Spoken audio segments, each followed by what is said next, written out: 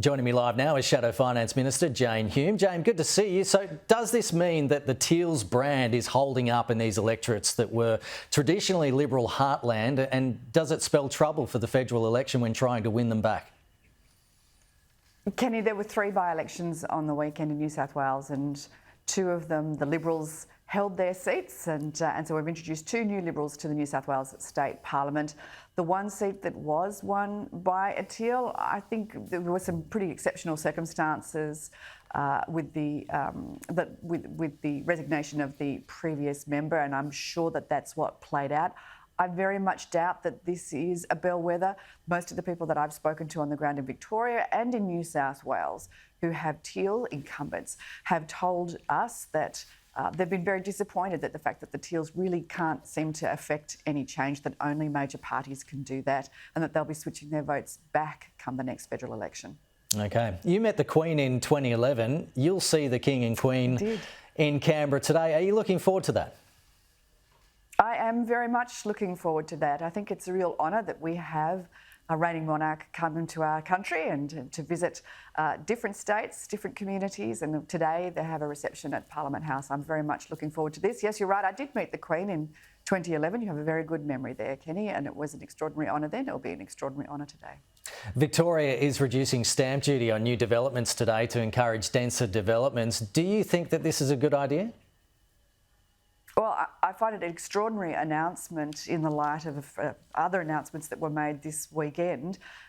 If the state government really wanted to see new supply of housing, they would fast-track zoning and planning approvals. I know that there are around 18,000 houses that have been held up for nearly a decade in places like Balan in Western Victoria, or Western Melbourne, I should say. And at the same time, there is already a stamp duty discount available to new home buyers. I'm not entirely sure what this is going to achieve. The federal coalition announced over the weekend an additional $5 billion over the next 5 years to unlock supply of new housing developments by creating enabling infrastructure. That seems to be where the roadblock is. That's what the Property Council have told us. That's what the Master Builders have told us and the Urban Infrastructure Institute have told us. We've identified thousands of homes that could be developed immediately if it weren't for that enabling infrastructure that's holding things up. That's what a coalition government will deliver. Yeah, but just on stamp duty, the Business Council of Australia wants to move away from stamp duty in favour of a land tax in a plan that's been released today. Would you support the states in this move if they did embark on ambitious stamp duty reform? Well, in Victoria, we've seen both stamp duty and land tax go through the roof because Victoria is essentially bust. If you've got a broke state, all that's going to happen is they'll use this as a grab bag opportunity to increase taxes further. That's not going to help the housing supply in Victoria. This is simply a demand-driven measure. We want to see housing supply open up. That is in the hands of state governments, but they've failed to do their bit. And federal Labor have failed to assist them in that. They've essentially thrown money at the states, but not delivered that extra supply.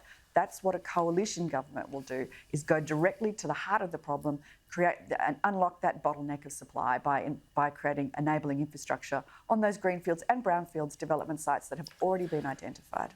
Former New South Wales Premier Dominic Perrottet, he tried to take it to the last New South Wales election where he would phase out stamp duty to bring in land tax. Of course, he didn't get in. Do you think that's a big reason as to why, federally at least, we're not talking about this transition away from stamp duty because, you know, parties are worried that it is politically unpopular? Well, it is very much the purview of state governments, and state governments have failed to do that. Unfortunately, it seems to be that state governments that have failed to unlock supply. This stamp duty is a demand-driven issue. We want to make sure that there is more supply. That's the only way you're going to sustainably bring down the price of houses right across the country. State governments have failed to unlock that supply through both planning and zoning reforms and through providing the enabling infrastructure. Now, a coalition federal government will step in and go to where the bottlenecks are by enabling that, by creating that enabling infrastructure that will allow the developments to continue. We've identified hundreds of sites, thousands of sites that would deliver around 500,000 new homes that would not have been built before, that will have been stalled potentially for decades.